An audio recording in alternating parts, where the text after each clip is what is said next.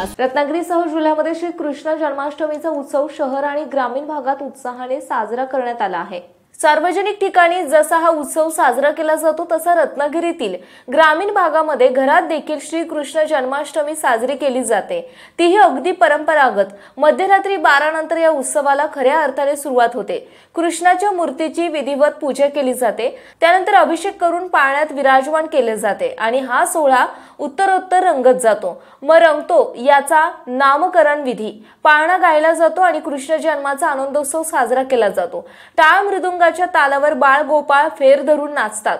गेल्या अनेक वर्षांपासूनची परंपरा कोकणात जपली जाते, तीही अगदी पारंपरिक पद्धतीने। रत्नागिरी शहरातील दामले विद्यालयाच्या लहान मुलांनी आपल्या शिक्षकांसमवेत दही काला उत्सव आनंदाने साजरा केला। समुंदर की गोद में पला है तू, अंगड़ाई लेते ही लहरें शुरू।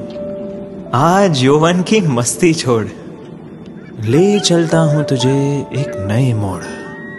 आजा तुझे माँ पुकारे अब, छेड़ देते हैं बीच से कुछ शरारत हंसी।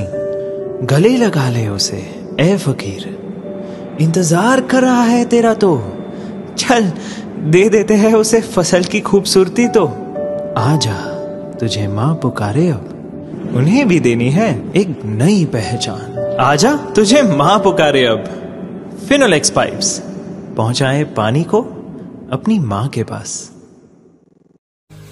महाराष्ट्रातील तसेच कोकणातील महत्त्वाच्या बातम्या पाहण्यासाठी कोकण 24 तास न्यूज चॅनलला YouTube वर सबस्क्राइब करा आणि बेल आयकॉन प्रेस करा।